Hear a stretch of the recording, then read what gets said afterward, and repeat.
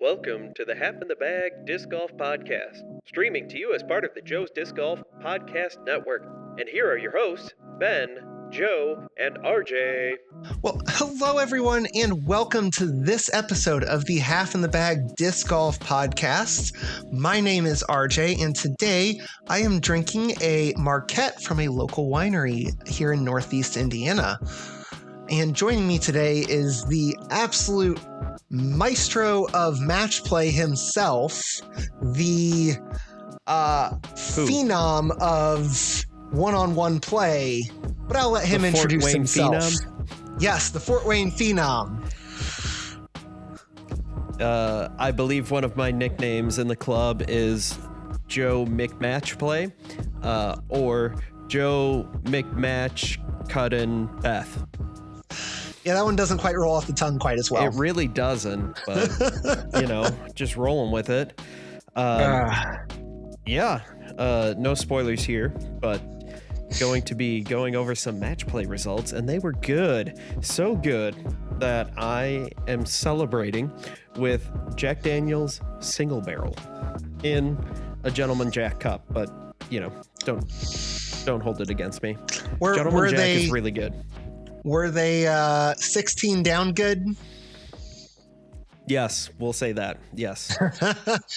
It felt like that, at least. It was absolutely insane.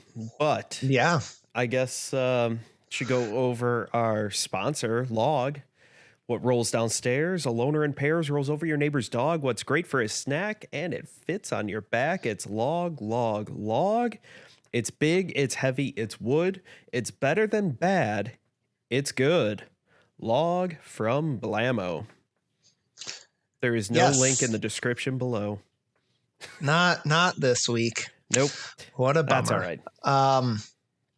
But speaking of links in the description below, if you do want to follow us around, I don't know why. Yes.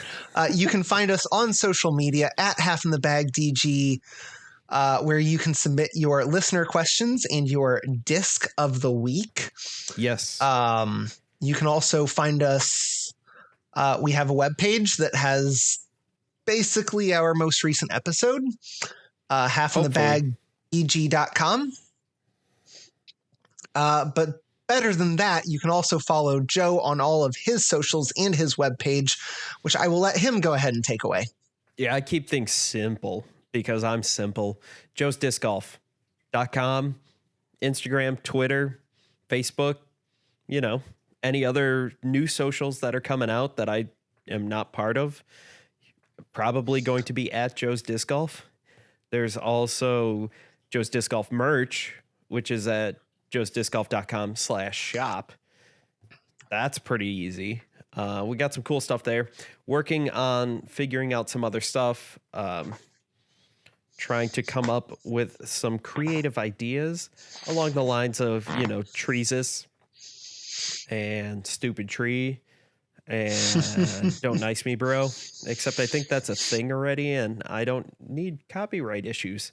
Yeah, no. Or trademark or whatever. I don't need legal issues. There we go. Yes. How about I phrase it like that? Yes. We are working on getting a Half in the Bag logo to add some Half in the Bag merch. We've been working on that for a long time. Yeah, pretty much. You think it would be good. We're close. We're close. We're getting there. Maybe. One day. Yeah. The other thing is, if you want to join our weekly Skip Ace League so that you can go against us, Joe or I, or our third... sometimes co-host, Ben. Special guest co-host. Yes. He's very special. Our currently suspended co-host. For not drinking on the job. And he knows what he did. It was for not drinking on the job. Yeah. Which, if you've ever met him, you know that that's not true. That's hard to believe. Yes. That's why he's suspended. Yeah. Yes. But anyway, if you want to join our weekly Skip Ace League, you can do so by using the code 3CQF. There'll be a link in the description. Yes. Allegedly. There has been. Oh, okay. I've been doing a good job with that. I'm not completely inept. I just had to fire my social media guy, which is me. Well, as long as you don't fire our social media guy or our producer or any of that good stuff. Hey, we have a script writer now for our new commercials, which will probably start happening next week or the week after. Don't hold me to it. Yeah? But he is working for Exposure. Yeah. Don't tell him exposure kills. Well, as long as it's not you, because I think we've all been exposed to you enough. No, he has many years of experience in musical theater, the theater department, working on fantastic shows like Spam-A-Lot and Hairspray and Thoroughly Modern Millie and Les Mis. I'm not even going to try French. Les Miserables? Yes. Si. Les Miserables? Sure. Sorry, I took Spanish. Very fantastic theater background in technical theater. So wait, does that mean that we're going to have to sing our ad reads from now on? I will have to consult. He listens to these episodes, so this is going to be great news for him. And I know exactly when he listens to these because I usually get a text message in the middle of an episode going, "What the hell?" Usually stronger words. Or we need to get him on here as our fourth co-host. As our other rotating special guest. Yes, we really do need to get him on here. Sorry, Ian, you have now been voluntold. Enjoy that. Have fun. He knows pretty much nothing about disc golf other than like how to play. He doesn't follow the pro stuff at all.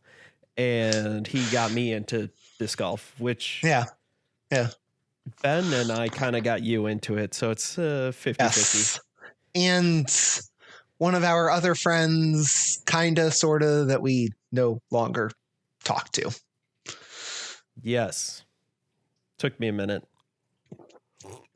And moving on quickly from that. So I think that transition.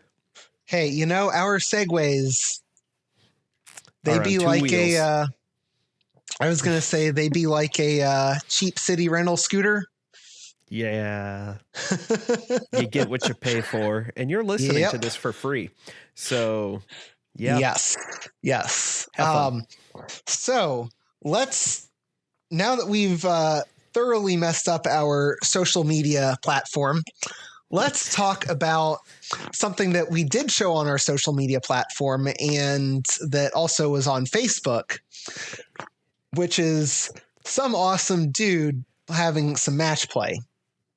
Now, Joe, do we want to get into some spoilers or I doubt anybody's dive right in? It. Yeah. No offense. I suspect. I don't know why I said no offense because it's me and one other person that played, and he has no interest in this stuff. So yeah. I don't care. I will. Hey, I will include I watched your match play. I'll include a link in this episode, so you guys can go ahead and check it out. There is some wonderful live commentary and probably a lot of sounds of wind because we estimate that the wind was a steady 15 miles an hour gust, probably up to 25. Oh, at least. If this gives you any idea, for anybody out there, a Felon is one of my favorite things. I have a brand new Felon, similar to a Firebird or Captain's Raptor. I threw that on a little bit of hyzer into a headwind, and it flipped over to give you an idea of how bad that wind was. Yeah, it was brutal. We both screwed up our first shots, me and him. Yeah. And that was a dead straight headwind. I've never thrown into a perfect headwind like that. Yeah. Yeah, it was something where I had been sitting out all day in it for work, and I finished up with work, and we've talked about, I have a course right next to where I work. I had my discs in my bag because I was hoping to get down to caddy for you and maybe play around before it. I didn't get out until basically when you were starting your round. But, I looked at that course, thought about the wind for a minute and went, nah, I don't want to play in this. Yeah. So there is also a big tree down on hole 14, the big pine tree. Yes. That would eat a lot of discs and save some bad shots, to be completely honest.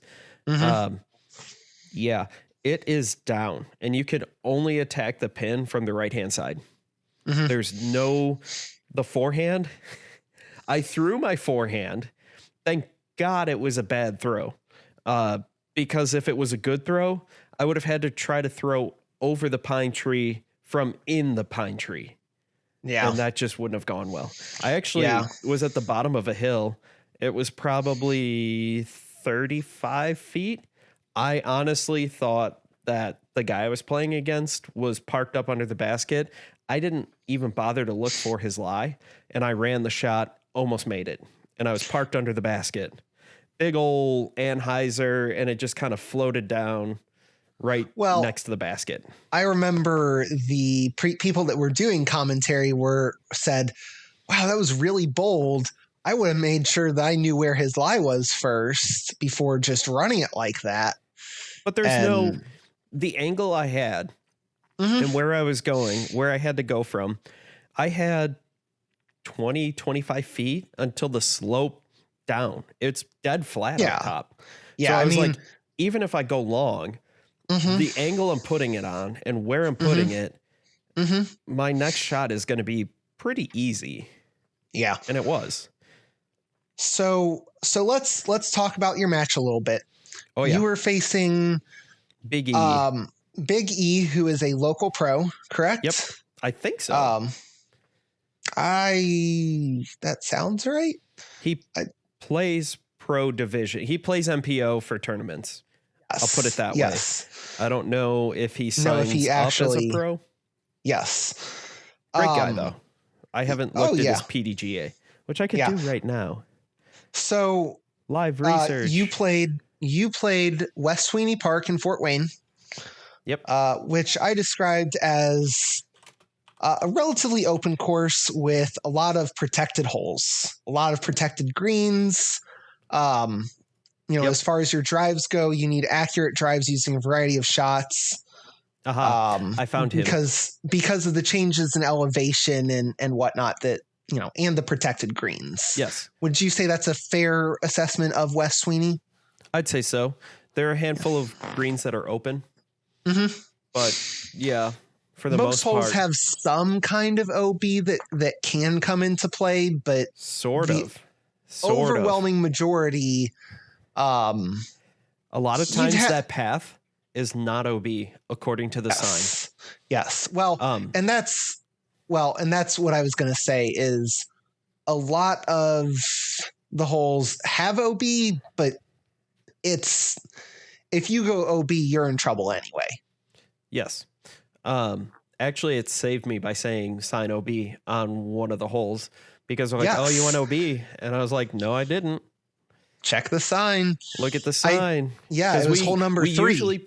We usually play Three Rivers Open OB, which is pretty much all paths are OB. And on this one, the path is not OB. And I did look him up. He is a professional. He hasn't renewed for this year. So okay, there's that. But yeah, I was curious. So anyway, you guys played this course. You started on the back 9. So tell me something, because I did not hear this part. Why did you guys start on the back 9?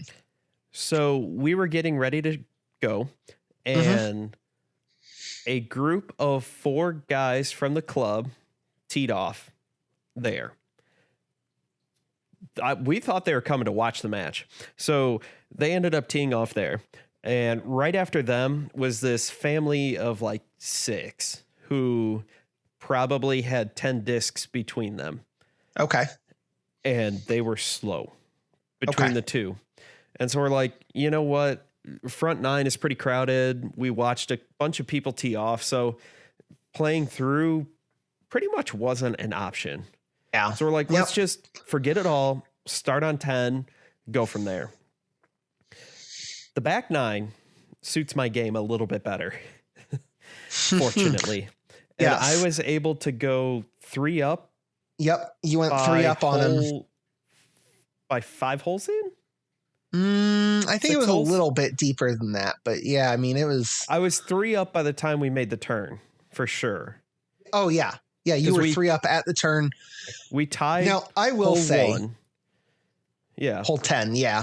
Or, well, yeah, sorry. We tied 10. I won 11. Tied 12. Won 13. 14 with a push. Yep, because you both took pars around the big tree. Yeah. He took a bogey and you took a par on 15. 15 was 3 up. Uh-huh. And then you held that all the way through the turn. Now, see, I wondered if you guys started on the back nine because hole 6 is notoriously bad for having a goose on the back end of the peninsula. Yes, and you guys were hoping that it would be done by there. No. Well, that goose was nesting and she was pissed. And somehow, I don't know how his shot. So that peninsula hole, you obviously go in the water, you're OB. And we were playing stroke and distance. And he threw a shot that the wind held up there. And it looked like from where we were, because it slopes down a little bit, we thought maybe it went in.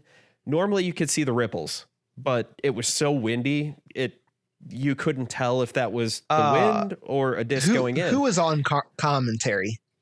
Chad. Yeah, he swore up and down that he saw ripples. I thought, and I asked him, I said, hey, do you want to play provisional? And he's just like, nah, it's fine.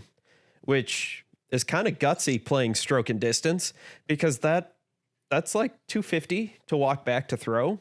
Not that I'm like, we had nothing else going on, so I don't care about time. But I'm just like, do you really want to make that walk back and then go? I sure as heck wouldn't. I know. I would have been like, I'm throwing provisional, whatever. If you don't need it, you don't need it. Turns out he landed on the little flat piece right by a tree that, like, if it was 6 inches left or right, it's in the water. He got lucky. So, yeah. And then my upshot wasn't great, so I had to run it from like probably 60 feet, 70 feet. Had to go hyzer. Right at the mouth of the peninsula, which is pretty not an easy line in through there. Yeah. I was a little bit further in, but it still wasn't great. And I had to, the line I wanted to take, there was a tree in the way. So I had to split a gap probably 15 feet from the basket, 15, 20 feet from the basket. I split it, but I just miss. I go like 3 or 4 feet long and I roll into the water OB, and I'm like, well, I concede because I can't win. You parked it and I had to run that shot to push. And so that was not fun. On hole 1, I missed an 8-foot putt. That was great. And then on hole 2, you missed not much further, it looks like. About 10, 12 feet downhill. Yeah, that was tough. Aimed too far down. Because I hit the top of the basket, the rim of the cage. And that put me pretty much within 3 holes. I went from 3 up to square or down. Yeah, all square. Yeah, you were all square there. No. Was I 1 up? Because you were 1 up.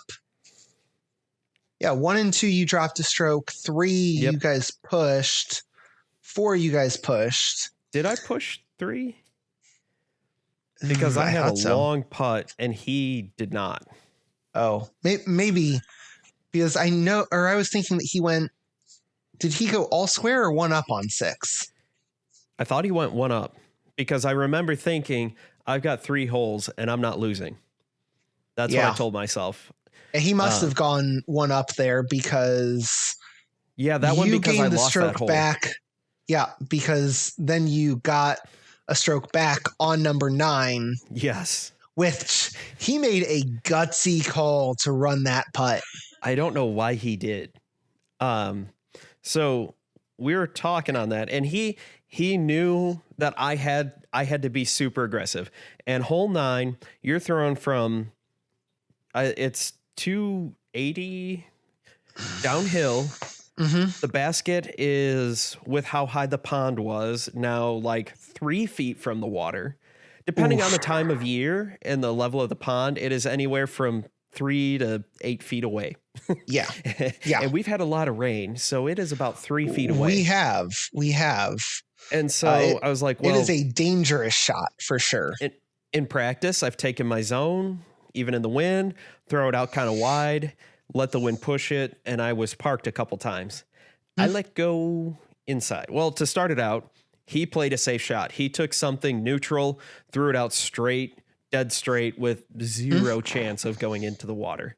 And I had to be super aggressive. And I hit the luckiest tree branch ever. If I don't hit this tree branch, I'm going in the water. I hit the tree branch and it knocks me straight down into the ground for a 25-foot look. And so, he is 40 out. Yeah, right. Not inside circle, but kind of right at the edge of circle. He could definitely still step putt. He was definitely out.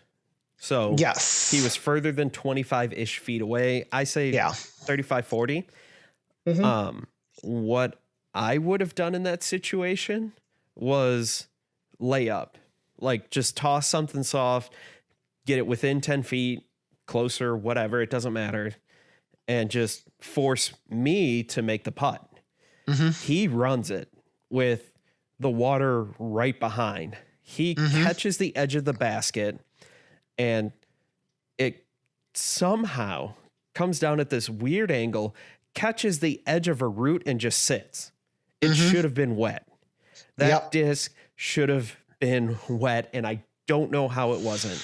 None of us did. All of us. We're all going, how did that stay? We said a few other words, but it essentially came down to, how did that stay? And if his disc went in the water, he has to laying throw from that same spot. I'm laying up and tapping out. But I have to make a 25-foot death putt with just water right behind. So if I miss, I'm losing my disc because that water is disgusting. You can't see anything. And I'm losing the match. Insult to injury. And I just said, nope, I'm dialing in. I'm focusing. The wind happened to I caught a little break in the wind and just fired it in there, hit center pole, dead in, drops down. Now, did you happen to catch a lucky break, or did you Nico and just waited until the wind caught I caught a lucky break. I was going to say, watching it, you definitely did not Nico it. According to UDisc, I might have waited longer for me, but generally, if I step up to a putt, I'm putting in less than 10 seconds. Yeah. By the time I step up to it, I usually mark it while the other guy's putting, as long as I'm out of the field of view. Obviously, if I'm in his field of view, I don't do anything. But I'll generally mark it, and then I'll step up, get my distance, and just go. Now, according to UDisc, hole 9 is 256 feet. Really? That is straight. Oh, yeah. Basically across the trees there. Yeah, there are some trees there where you can't go. And yes, I throw a zone, but the elevation change is probably, what would you say, 20 feet? Oh, at least. Give or take. I mean, you're throwing off a big hill. You're throwing off a hill down to the pond. You can, I shouldn't say anyone. If you have a decent arm, you can probably get a putter there, if not a mid. Yeah. And just, any which who. Yeah. So that forces the playoff. And then I said, well, we have to go back to hole 10 because that's where we started, because I did not feel confident going to hole 1 And I think that's also what we should have done. That's where we that started. seems fair. That And seems reasonable. every other match that I've gone into extra holes, we just start back at hole 1. And when it happened at Tillman last year in the Final Four, we started on hole 10 there because of where the parking lot is. And we just started from hole 10. Yeah. No, I mean, that makes perfect sense to me. Yeah. So we decide to go. I went first because I had since you won the last hole.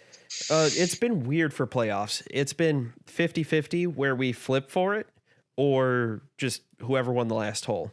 And I really didn't care. I knew exactly what I was going to do.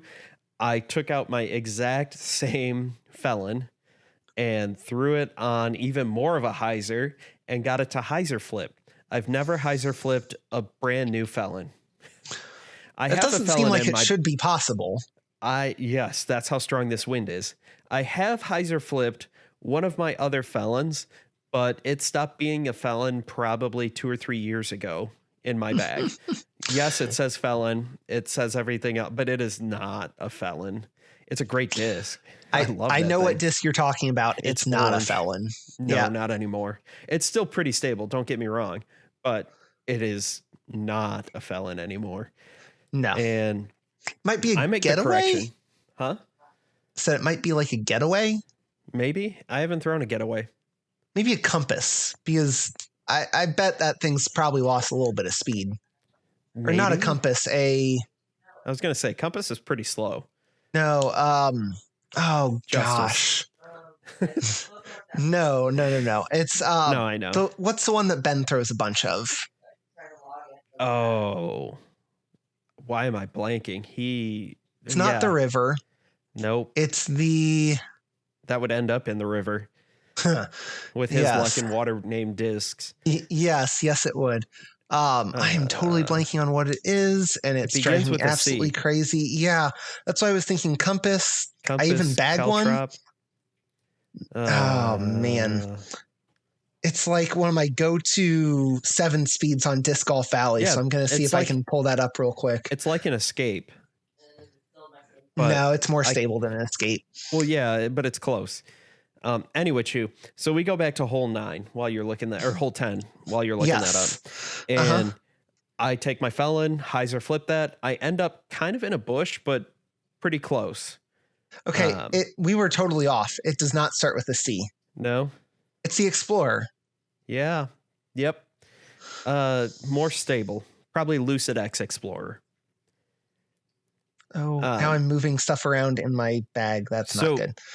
He goes up and he does not make the correction from earlier and ends up probably in about the same spot he did before, except this time he got a beneficial cut roll. He runs the putt from far away, real far. He ends up going probably 30 long of the basket. And I tried to run it. I was outside the circle, so I had like a half kneel Annie run at it. And that was a weird line, but yeah, I had no choice. I should have tried a scuba. I should practice a scuba. What is a scuba? Upside down, like hammer, but short throw. If you're thinking ultimate. Okay. So you're throwing it upside down and yeah. But instead of, rearing back, it's just. Doop. Yeah. And if you throw it right, it should, when it's done flying, it just drops straight down. Okay. And you shouldn't it's a throw you'd want to use if there's danger nearby, where you want to kind of give it a run without fear of losing actually it. Giving it a run. Yeah. Yeah. Okay. He ends up going far. He goes long. I take my shot. I'm probably 15. Yeah. away. Your shot left you a little bit further than I think you wanted to be based on the how that hole is playing. Yeah, I wanted to be closer. I actually gave it a run. I did, but I thought I was going to end up closer. Yeah, and your ground play just kind of took you 15, almost 20 feet out. Yeah, it was bad. He missed his putt, and I, again, center the chains, just lasered it in there. And it was probably one of the most hard fought match plays I've had, including the Final Four from the year before. Against the guy that eventually won. Yeah, against the guy who won. So if I'm going to lose to the best, right? Yeah. Yeah. One of the things that, and you know, I had to watch this as it was happening, you know, through the Facebook channel. And one of the things that, you know, Ben and I were super excited for you. And then afterwards you ended up calling me because you're just like, I got to talk to somebody about this. That was crazy. To be fair, I called my wife first, but she was on a walk with her parents and my daughter and couldn't talk because she was catching up with her family. So right, of no course, offense, but I did call my wife first, as I'm sure you probably would have in the same situation. That's fair. Probably not Ben, though. Yeah.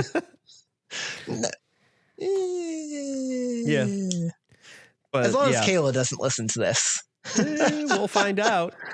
Yep. Ben might be suspended from another party. Yeah, no kidding. Yeah, so I had to talk to someone because I was riding high on adrenaline. I got asked the same question that Paige Pierce got asked, or a very similar question that Paige Pierce got asked at the DGPT All-Star event. Do you think you're going to win? And I just said, to quote Paige Pierce, I don't plan on losing, which I want to elaborate more because that sounds like I plan on winning the whole thing. I don't go into anything I do planning on losing. I'm going to do everything I can to win. Right. If I don't win, then I don't win, whatever. I mean, I'm going to be upset. Yeah. Like, I was not quite to tears last year because I had made it so far against what everybody thought. By winning my first match, I didn't necessarily break brackets, but I didn't set them up in a good position last year. Making it to the Final Four destroyed brackets. Yes.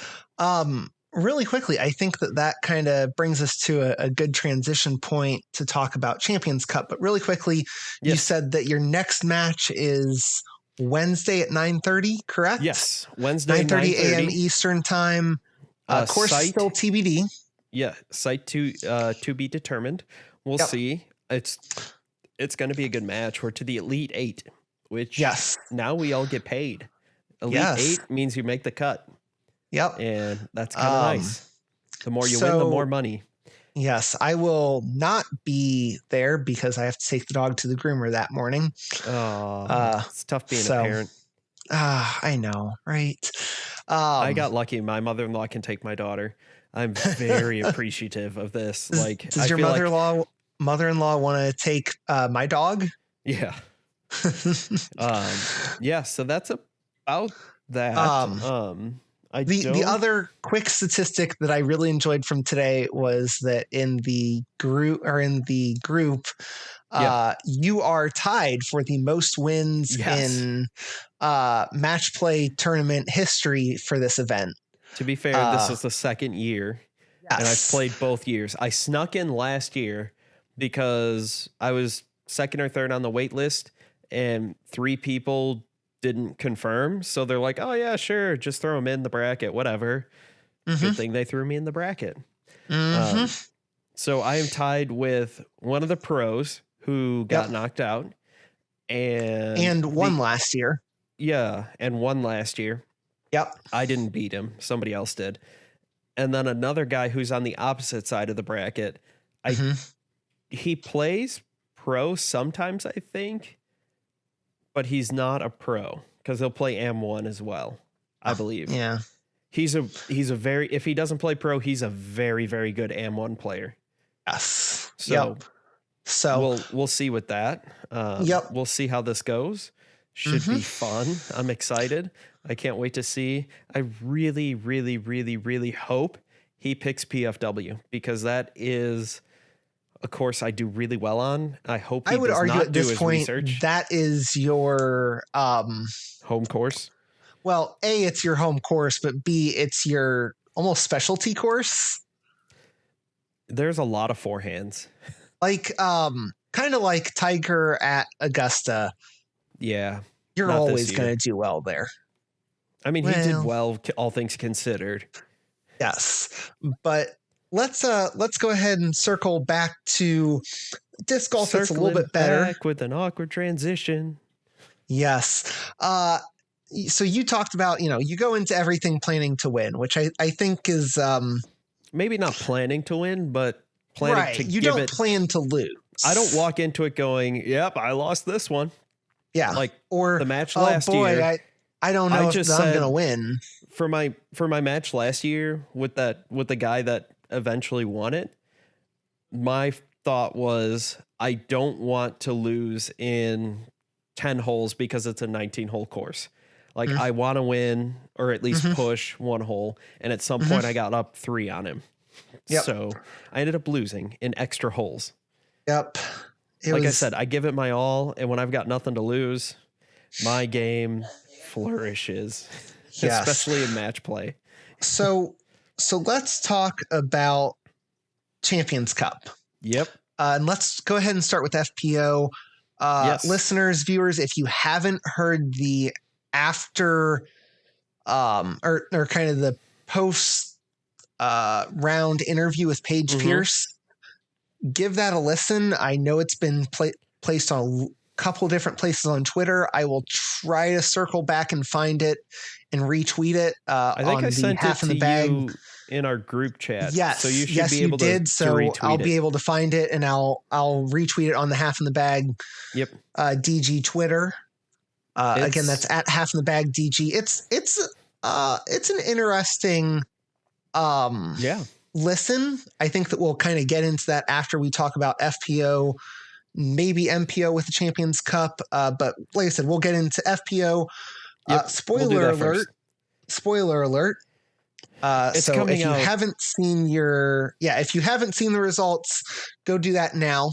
That's on you. This yeah, is that's coming on you out at on this point. Tuesday. You've passed the 48-hour window for Watch Joe GK Pro would Yep, have the lead GK. card.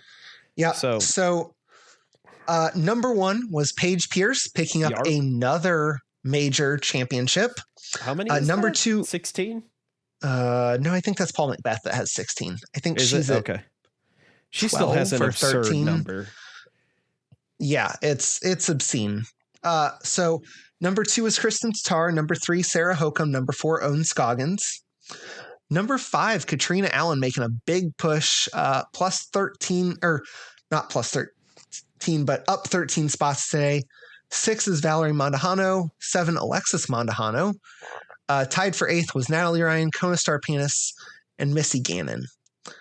Okay, so this is her 16th major title in 34 appearances. Valerie Jenkins has 16 wins in 46 appearances. So holy crap. So wait, 16 out of 34? Yeah. So almost half. Almost a 50% chance Paige Pierce is going to win it or somebody else.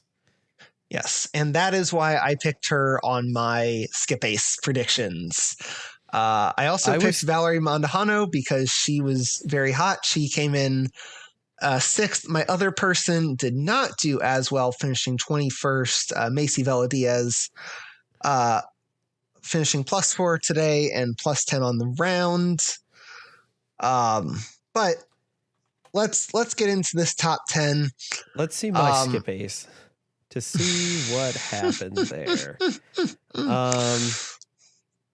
Not good things. I had Katrina Allen, Valerie Mondahano, and Kat Murch. Well, that wasn't bad though. I mean, Kat finished 5th, Valerie 6th, Katrina Allen. Okay. Yes, and then the other Kat finished tied for 14th. So not bad overall. Not great. Yeah, really quickly, some other names, or some other big names that finished outside of the top 10. Yes. Haley King and Henna finished tied for 11th. Yep. Jen Allen finished 13th. Yep. Lisa Fakis and Kat Murch tied for 14th. Evelina finished tied for 16th. Which her putting was good.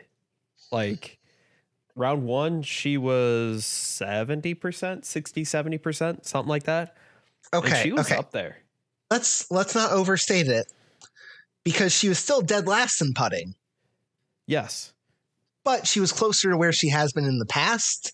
Yeah, overall, she was 45%, 40th overall in putting for this tournament, but that allowed her to get 16th. Being dead last in putting, she is that good off the tee at this wooded course.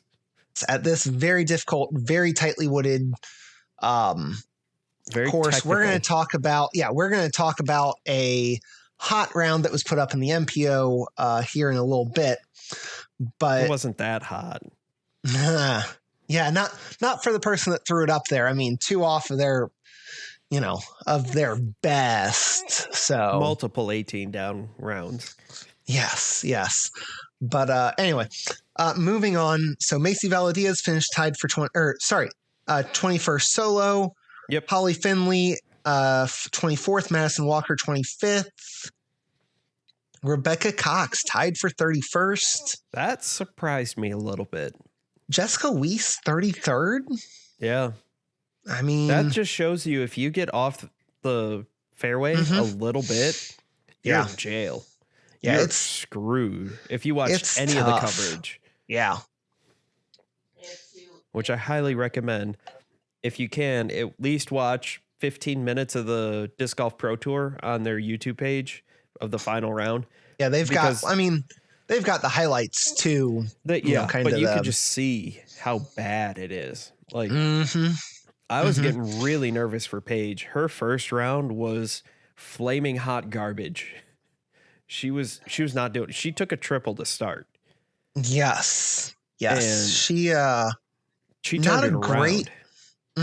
Yeah, not a great. Not a great tournament for her, but obviously still good enough to get the win. Yeah. Second in C1X putts.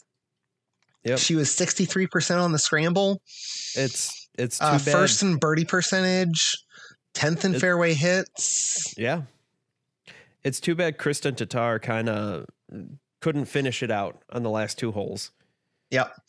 So let's talk about that a little bit. So Kristen finished 2 strokes back from I'm back on the MPO. Yes. From Paige Pierce with a +1 versus a -1 today. Yep. Last I saw before I went to Easter brunch at 1:00 in the afternoon. How is that brunch? That's just straight up lunch. That was the only time we could sleep get a in today. Yeah, we didn't. Babies are pretty set to their schedule. Last I saw when I left, she was Kristen Tatar had a 1-stroke lead over Paige. Yep. And was looking good. And I know with how densely wooded this is, but like they were matching each other shot for shot. So I was like, well, at the rate Kristen's going, I don't think she's going to lose it. Obviously, it can happen, but from what I saw from the first 9 holes and how Paige was right there, but couldn't quite catch up the whole time, at least in the front 9, back 9 was a whole different story. I kind of was like, all right, Kristen's got this.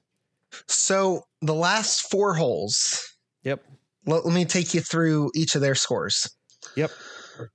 Hole 15, a 543-foot par 4. Paige takes a double. Kristen takes a par. Okay. Wow. So she got up on her big.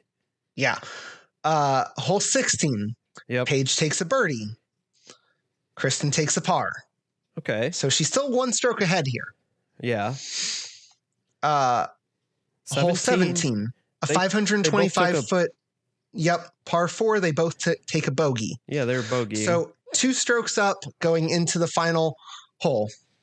Hole 18, a 590-foot par 5. Yep. Paige takes a birdie. Kristen takes took a double. Takes a double bogey. To finish one over for the round, to finish 2 strokes back of Paige. That was unfortunate. It's unfortunate. You hate to see someone kind of lose it that way. You'd almost rather see, Paige finish out with 3 or 4 straight, just birdie. Par birdie. Yeah. Really go out there and take it. Yeah. But at the same time, I mean, 2 really, really tough competitors, 2 really, really good competitors. Only 5 people finish even or better. Paige and Kristen were the only 2 that finished, better than one stroke under par each day.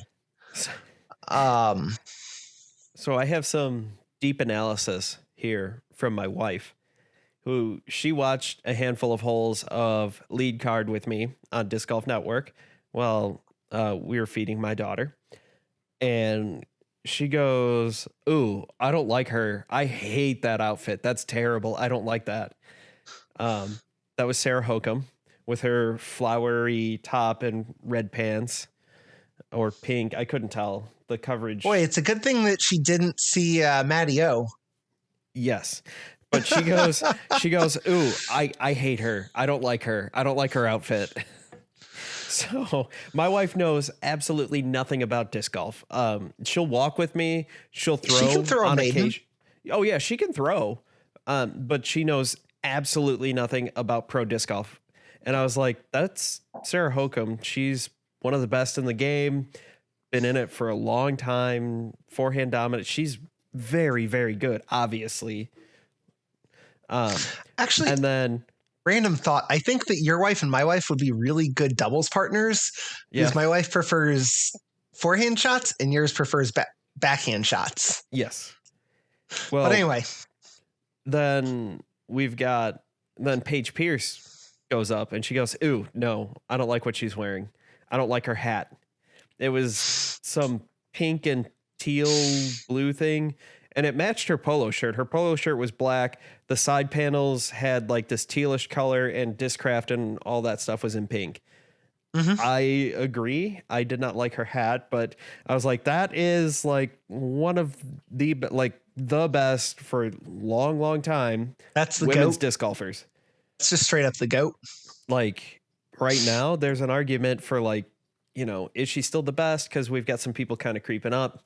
That's a whole different conversation. But for a long time, she was the best. And then Kristen Tatar comes up to putt, or not putt, whatever, shows up on screen.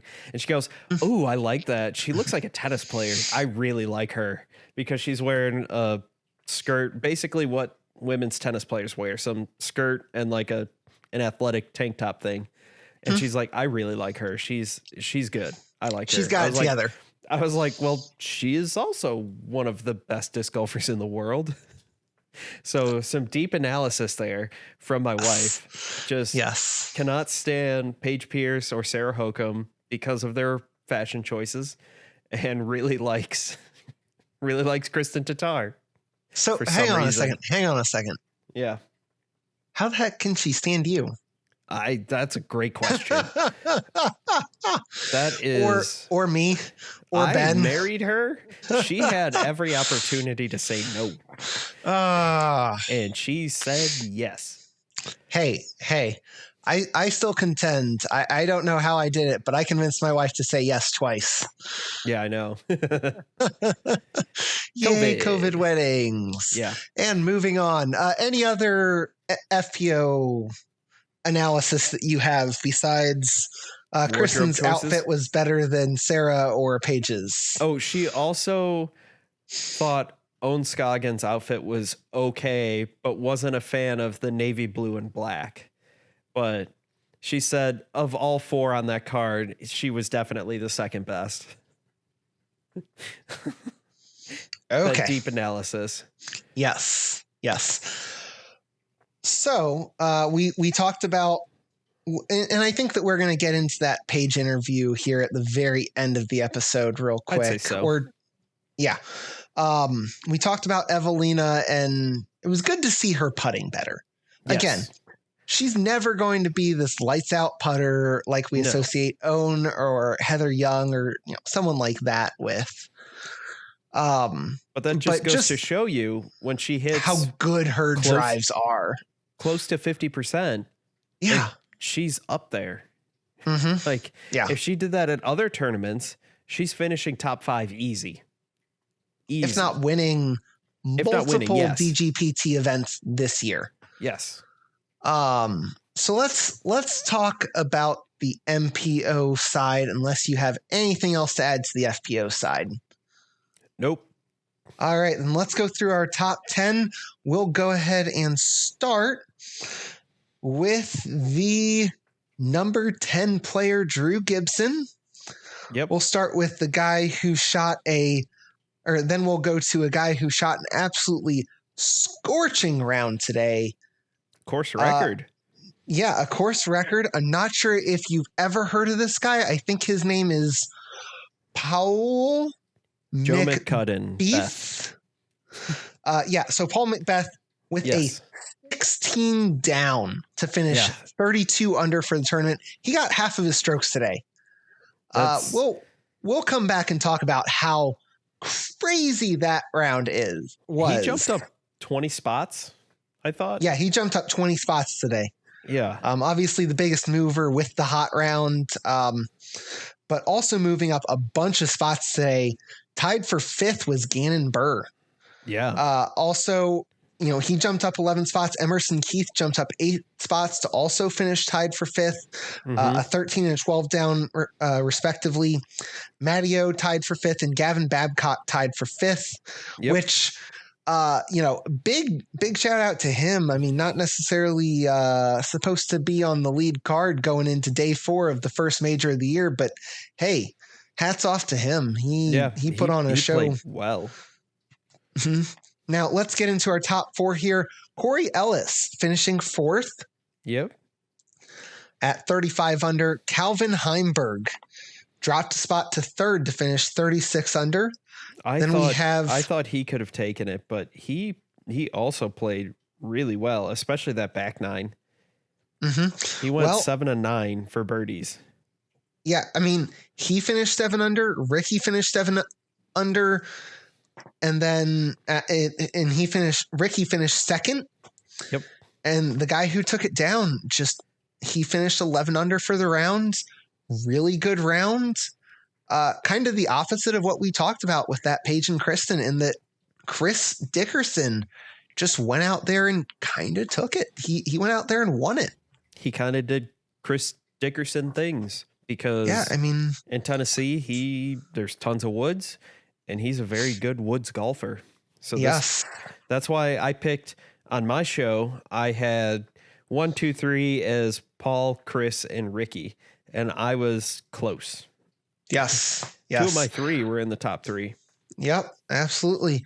So obviously Chris Dickerson, the big story, 11 down. He ends up getting the win in the first major, the inaugural Champions Cup winner. Yep. Has he won a major before? Oh, I was thinking that I had seen that he had, but I honestly don't quote me on that. I could not tell you what it was if he has. But then obviously the other big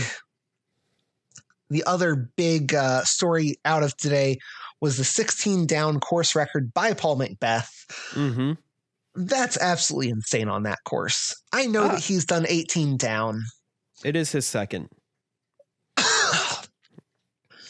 You okay there? You dying? Yeah, my throat's a little dry. I need more wine or something. Yeah. So he took down one other major title. PDGA did not say what it was. So yeah. Yep. I thought I had seen the tweet that he had in fact. That's awesome. Yeah. I mean, a great round by him. Yep. and a great round by Paul. I mean, like I said, the 16 down, I believe insane. it was one of the foundation guys that said that's absolutely sickening to think that someone can do that on that course. I mean, he is a very, very good disc golfer, but there is also definitely an element of luck because you are going to hit trees. I mean, there's no doubt about it. And you have to get at least a little bit of luck on that tree kick. Or, as you're sliding on the ground, you happen to catch that root and you go towards the middle of the fairway rather than behind the tree. Or, a little bit like that. I'm not saying he is not talented, but there had to be at least 10% luck in that. That would be where I'm at. Yeah, I mean, he finished 9 down. Eagles. Yeah, he had 2 eagles on the back 9 to finish 9 down. Yep. I mean, obviously played it clean without a bogey this round.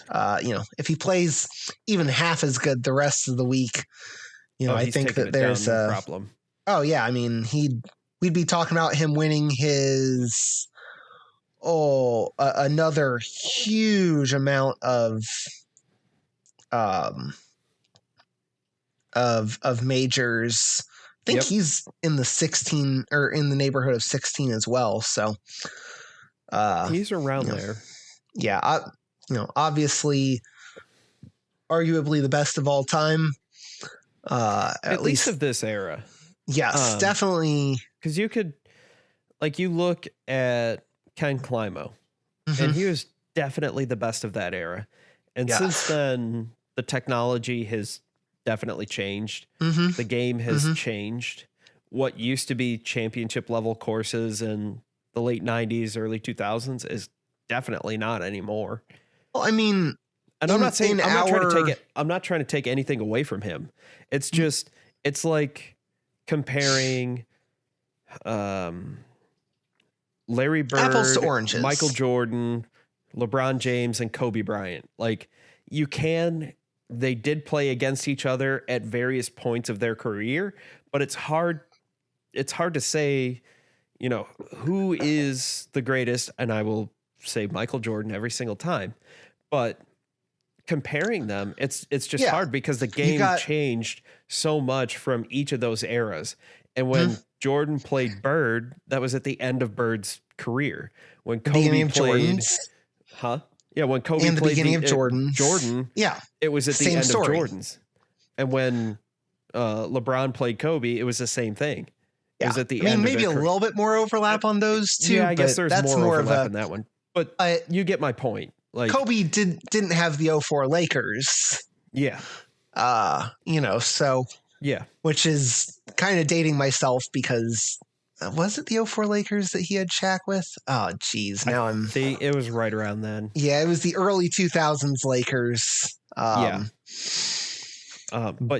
you know what I mean? You can kind of compare, and yes, they have stats, but it wasn't up until the last 5 years that 3-pointers have become the only thing people shoot. Yeah. So 3-point percentages back in the day meant very little relative to comparing now because you just the 3-point line was there, but you didn't really shoot those.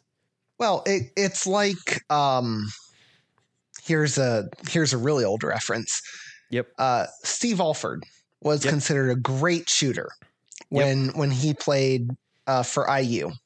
Mm-hmm. They didn't have a 3-point line back then. Yeah. Or at least it wasn't nearly to the point. I mean, that was quite a few years before I was born. Oh, yes. But yeah, that wasn't a thing. So, I mean, now,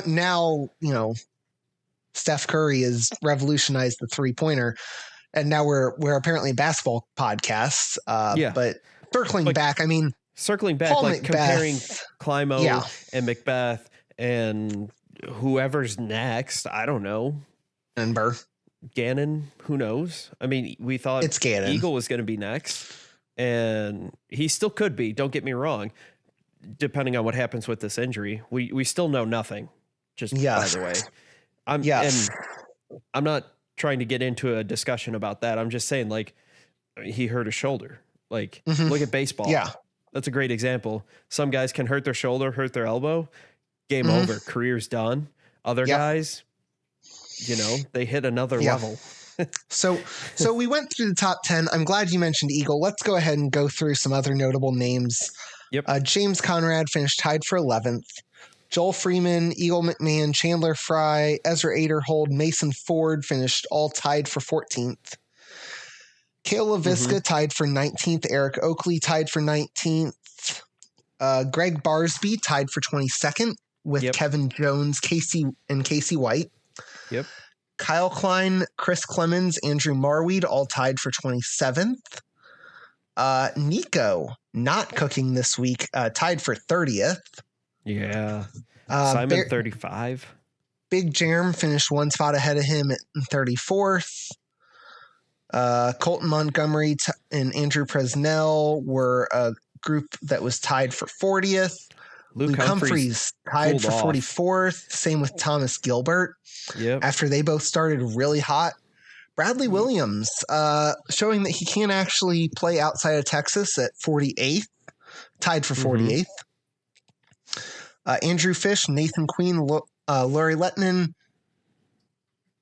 Brody Smith, all tied for 51st. Linus Carlson tied for 60th. Oh, Zach Melton 68th. Yep. Yuli 71st. Yeah. Did I totally space out on Eagle? Tied for 14th. 14th. Okay. So far, hey, I said on my podcast that until he gets that shoulder fix, I doubt he'd finish in the top 10. Yeah, it's tough. It's really tough. So, I mean, you and I know not all labral injuries require or necessarily need surgery. But if you're going to be a throwing athlete, yeah, you kind of do. Yes. More cases than not need it. If he said, I'm done with disc golf, he probably would be fine. But he's 20-something years old, 25 years old, something like that. Well, and that's the thing. One of the best he could still be a consistent cash winner without getting it fit.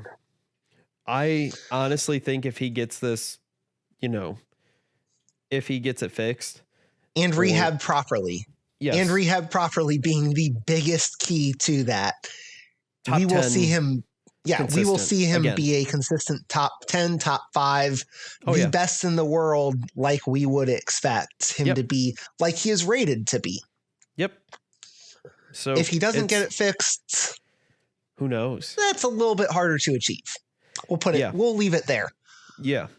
And his social media has been really quiet. So like abnormally quiet, at least at the time of recording. So I'm curious, is this like a last hurrah for the season and he's getting it fixed or what? Because he said on his YouTube video that he'd let everybody know what's going on. So, and that might be the thing is they're still trying to decide. They're still trying to decide when they want to do it. If it's bad enough that it needs to be done mid-season, if it's something that he can wait through, the last of the majors or, still get a good chunk of his season. The last major is USDGC in October. Yeah. I believe. And we know how long it takes to recover from that. So, yeah. It was Gavin Rathbun that got his done? Yep. When did he get his surgery? He did his in November. Yeah. So, I mean, if he waits until October, November. The hard part with him is he ended up getting sick. I don't want to say COVID. It sounds like it, but he never said. He just said he got sick and his rehab was pushed back a couple weeks. Yeah. So he originally planned to play this tournament. But I was going to say, did he miss this tournament? I thought that I don't remember seeing him. I think he's going to try for Jonesboro or DDO. Okay. But he got pushed back a couple weeks. I think he probably could have played this tournament. I think he's probably cleared. I don't know if he was mentally ready. Like, hey, first one back. Here's a major at WR Jackson. Let me just start off this year on a high note. Yeah, and you and I know when you're rehabbing from an injury, especially a surgery, a major injury, you're not going to be mentally ready when you first take that. When you take that first, if you're playing soccer, that first kick in a game, that first throw, that first pitch. Yep. It is next to impossible to be truly mentally ready. I had an athlete tell me that they did not want to play in a certain game because the team was really tough and really physical for soccer. And the doc was like, why are you holding him out another week? I was like, hey, he said he didn't want to play. He didn't feel comfortable. Next week, we're playing a powder puff team, essentially. And he wants to come back for that to build confidence. Last thing I want to do is send a kid out there and set him up for failure, essentially. I had zero worries he'd get hurt physically. Mentally, that is a whole different ball game. And I can totally understand why he doesn't want to come back for a major at probably one of the hardest courses. Yeah. The hardest course on tour. And probably one of the hardest courses he'd ever play. I mean, future course design, who knows? Yeah. We talk about that comfort level of being able to play. We mentioned him earlier, Tiger at Augusta. Why does he do so well there? Even when he's coming off of however long of a layoff, whatever injuries, it's because he's comfortable. Surgeries and whatever. And however many 9 irons have been put through his window by his ex-wife. Yeah. Anyway, moving on before the fire truck of lawyer needs to get involved. So no kidding. Let's talk a little bit about the mental game. Yeah. Because that's really what that's really what I equated that Paige Pierce interview to. Yep. How do you define success? Yes. That is tough. It is. For me, I tie success close to winning, but it's not everything. Like last year, I mentioned it before, I ended up finishing tied for 4th because we don't do playoffs for 3rd and 4th for this tournament. It is what it is. I don't care either way. I finished 4th. And I consider that incredibly successful. I lost in extra holes to a local pro that wipes the floor with me in regular stroke play. So to hang with him for that long just made me happy, like made it feel successful. I mean, all the other wins leading up to that, don't get me wrong, like they're huge, but I had zero expectations. I didn't play a single person I knew from the round of 64 until I got to the elite or to the final 4. Yeah. So, and I mean, success for me when I'm playing a tournament is I usually set some goal, some mark for myself and say, I think this is achievable. I think I can do this. Is it going to be winning every tournament? No. Nobody wins every tournament. I'm still looking for my first PDGA W. Yeah. I mean, unless you're Paul Macbeth or Paige Pierce in a major, you're not going to win even half of your tournaments. Probably not. And outside of disc golf, it depends. Like, I consider both this podcast and the other podcast successful when we just have fun and just BS. And if people listen to us, great. We have, depending on the week, anywhere between like a dozen and 24 people who listen to this podcast, which like, share, subscribe, comment, rate, review, all that fun jazz. Do it right now. But or do it after. Or both. Or before. Make some fake accounts. Do that. That won't get me in trouble at all. Please don't do that. Please use don't. all your burner accounts. Yeah. And that's what success looks like here. I mean, if either of these podcasts or YouTube channel or anything happens to make money, great. But that's not why I'm doing it. I don't care. I like talking about disc golf. Yeah, I do this, you do this, and I think Ben does this. And when we get Ian to join, we do this because he's already been voluntold. But I think that we all do this because we enjoy talking to each other. It gives us a kind of a focus to what we're talking about. To be honest, we BS about this anyways, so why not record it? Because there's been some gold. Maybe some bronze. There's been some gold nuggets. It might be iron pyrite, but it looks gold. Oh yes. Don't look at it too deeply. Yeah. But yeah. So really, what this stems from is Paige Pierce's interview with Terry Miller at the end. Yes, after her win. Again, I'm going to post the link to this on Twitter, probably right after we record this. So you'll probably have to go back a couple days of tweets worth on our profile pin it for a week or two. Yeah, that's what I'll do is I'll pin it. So you should be able to find this on the pin tweet. But basically, she was saying that she got into I believe her words were argument. Yep. With Heated her father. Discussion. Yes. With her father, who suggested that winning was success. And she responded that just being out there doing what she loved was success. Yeah. Now, I think Paige is a little bit younger, closer to our age, correct? I think she's right around 30-ish. 30s, yeah. Give or take. So somewhere between her late 20s and early 30s, I want to say. So I can definitely sympathize with what she's saying. Yeah. I can see both sides of it. For a long time, when I played like Pee Wee football and Little League and even into high school, where I played, we were good. So we were always successful. When in high school, we made it. We played 54 of 55 possible games all throughout the playoffs in my 4 years there.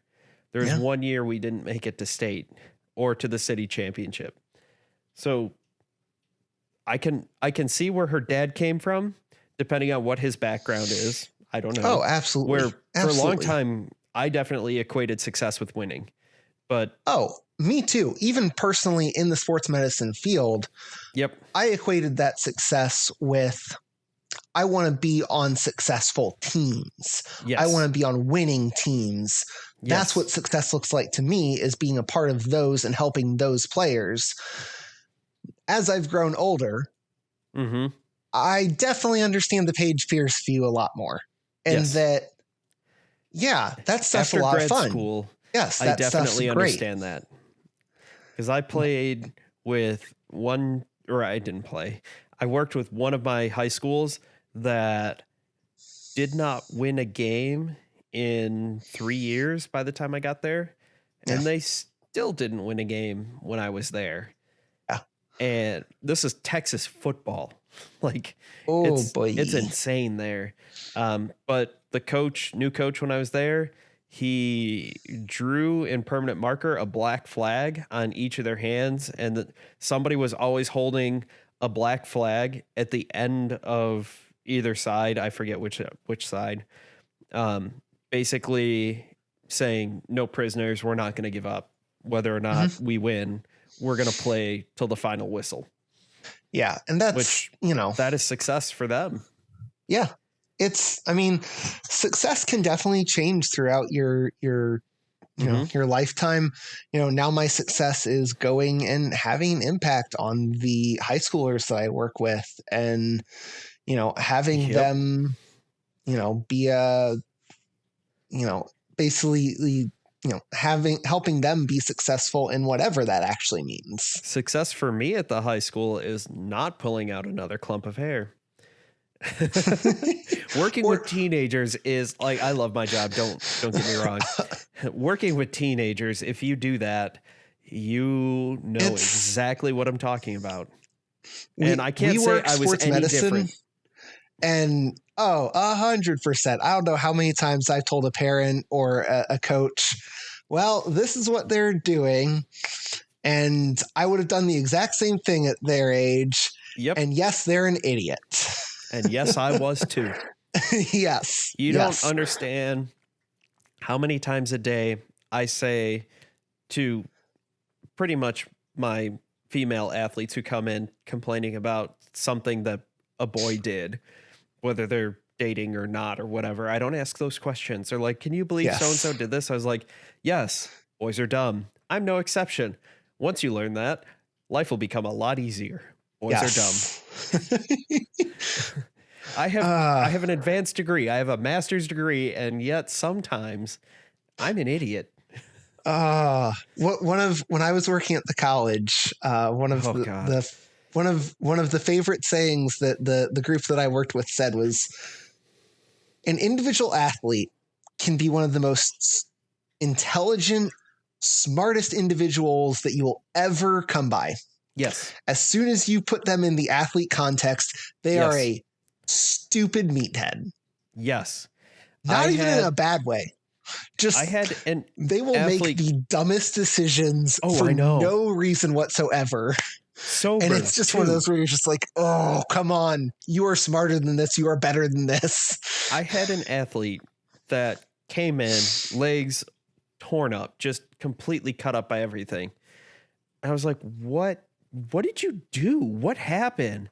She goes, well, we were running on the train tracks and I tripped and got cut up by all the loose gravel that they use. It was pretty sharp stuff. I go,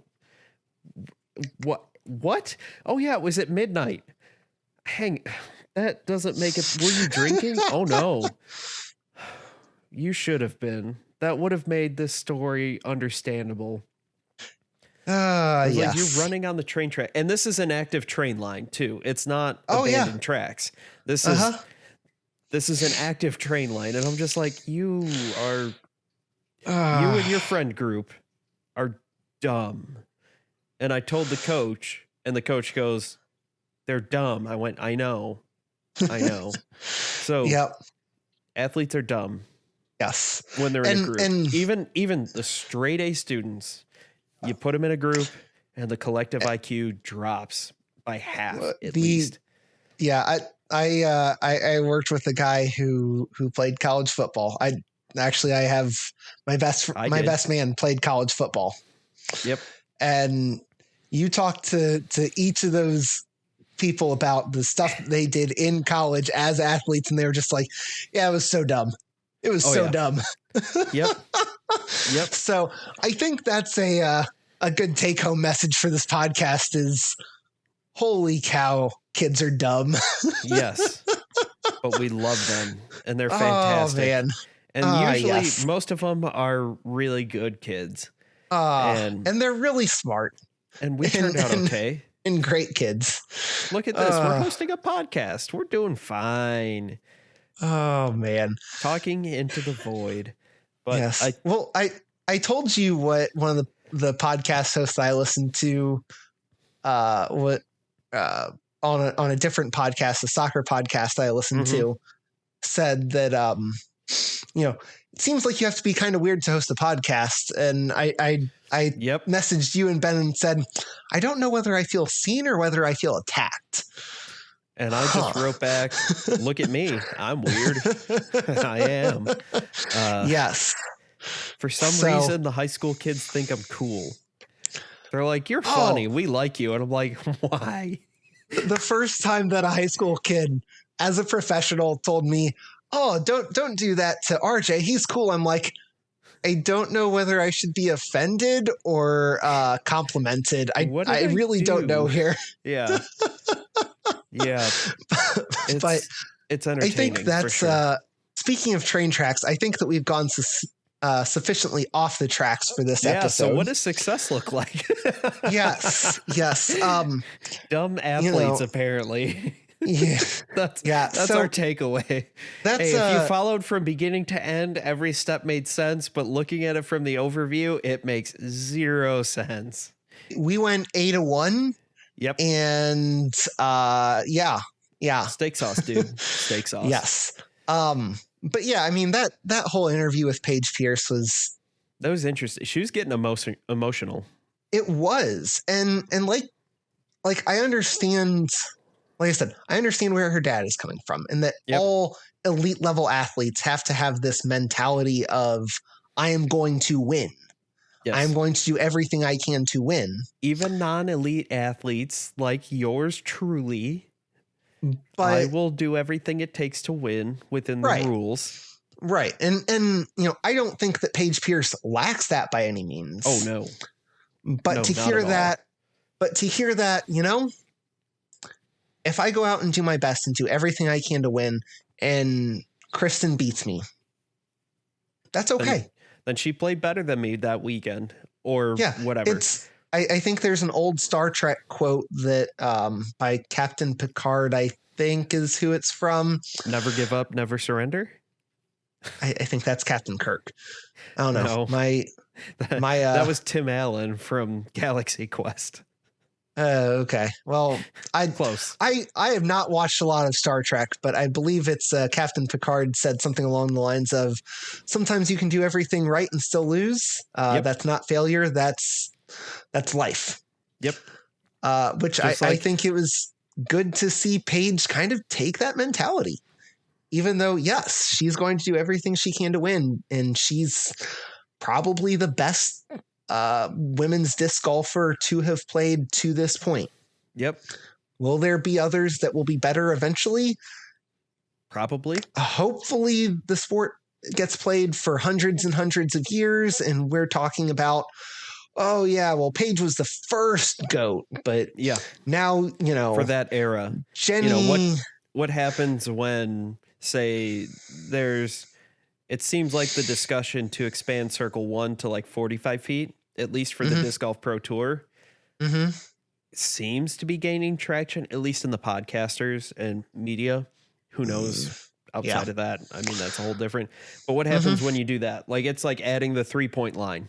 Yep. How do you compare? Like, yes, Paige's C1X stats are this, but that was when the circle was 33 feet. Now it's 45 or whatever random number you decide. Yeah, I mean, I think that it was really insightful to hear that interview, and also good for her, I think. Yeah. Good for her from a mental perspective. That was not what I was expecting. Both from a competitive standpoint and from a just overall health standpoint, I think. Just a human being. Yeah. Can we talk? Did you listen to any of the Disc Golf Pro Tour coverage at all? I did not get a chance to listen to it. Okay. Well, at first, because the way my job is and how everything panned out, I can only listen to FPO. So I was like, they need to move that microphone or change the microphone in front of Elaine King's face, because all you could hear is she'd go, putt, participant. And just like, you hear those P's and you hear those. And I was like, God, this is annoying. This is terrible. Like, they need to do something different with her. And then I finally got a chance to listen to the MPO, and it was the same thing with Philo. So whatever system they're using for the other person, because Ian Anderson was fine. He would say putt, participant, explosion. I don't know. I'm trying to think of words with that P with sound. That hard P sounds. P's or D's or B's. And it was the same thing. What is that called? It's driving me crazy that I can't think of what that's called. Plosives. It sounds like you're saying explosive wrong, but it's plosive. Sounds like your daughter's saying explosives. Pretty much. But whatever Disc Golf Network is doing, I know they have the headset mics, kind of like what you're wearing, but way nicer because, well, God, I hope so. This is a podcast done for free. Like, we can only hope that it's nicer, but I'm not convinced. Yeah. So I don't know what they need to do, what they need to change, but like that was very distracting for all 4 days that I was able to listen to. Yeah, sorry. That was just a side note tangent. It was bugging the crap out of me. And I didn't notice it at first until somebody else pointed it out. And then I couldn't not notice it. Oh, it's one of those, you can't unhear it, can't unsee it type thing. Oh, those are the worst. So those are the absolute worst. And that's like, I joked, I was like, I'm a podcaster doing this for free with my own money, and forget this really nice microphone. All the other microphones I used before this, I figured it out. But you didn't have problems with that. I figured it out by watching YouTube videos and doing it for free. I'd like to think an audio engineer, whether they have a degree or not, has some experience. It's just frustrating. And I know it's a nitpick. I get it. Like, but it's one of those things that the good and bad thing is the Disc Golf Network is getting to a point where things like that are the big issue. You know, that's the good thing because coverage is getting so good. The problem is we're now seeing those other things that are the next level down that you need to figure out. We're not talking about the camera just watching Paige Pierce's face react to a drive anymore like we were at the beginning of the year.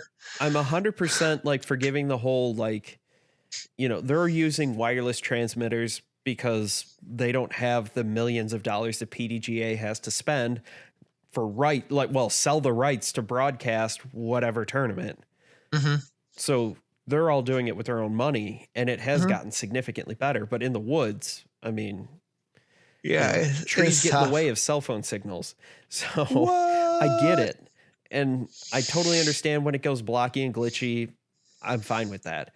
But the audio is coming from your separate feed in Milwaukee. Like, that's an easy thing to fix, relatively. So it's my nitpick. I get it. I understand. But I want to see coverage get better, especially when it's shown for free on YouTube. And you don't know who's going to be the next new fan, especially with how disc golf's growing. Oh yeah. So off my soapbox. Now that you're off that, I think that pretty much covers everything that we wanted to talk about today. Perfect. Right about an hour and a half. Yeah. Any parting thoughts? I have lots of thoughts, but I dare not speak them. I thought you didn't try to think because it hurt your brain. Sometimes. Yeah. Well, there's good luck with that. There's a 60% chance it's already raining. You've seen Mean Girls. Oh, it's been so long since I've seen that. For whatever reason, movie quotes stick with me forever. I could quote a movie that I saw 10 years ago or yesterday, and I don't know why. That's just, that's my stupid human trick. Just remember, next Monday is the perfect date. What day is it? Oh, April 25th. Yep. Not too hot, not too cold. Perfect for a light jacket. Yep. I had to actually look at my watch to see what the date was. It was more so that than anything else. Not remembering the miscongeniality quote. It was like, what is next Monday? All right, let's wrap it up. That's a good way to end it. All right, listeners, if you want to see our ugly faces and the funny expressions that we have, you can always catch this on Joe's YouTube channel /Joe's Disc Golf. Yep. Viewers, if you're watching this and don't want to see our ugly faces, we don't blame you. But you can find us wherever you get your major podcasts. You also can find this one. So, angrily write to your podcast distributor saying that you need higher quality podcasts. Yep. Write your senators, write your congressmen. Tell them to take us off the air. Or distribute us more. I don't know. Yeah, whatever. No, I don't think I want to be a state-sponsored podcast. No, that doesn't go well. No. Anyway, so those of you that have stuck with us through all of this, all of our shenanigans, thank you very much for listening. Joe, thank you for all that you do for our podcast. I do what I can. Viewers and listeners, thanks for everything. Thanks for supporting us, and thanks for watching and listening. And everyone, remember to always enjoy your rounds. Yep. Bye. Later.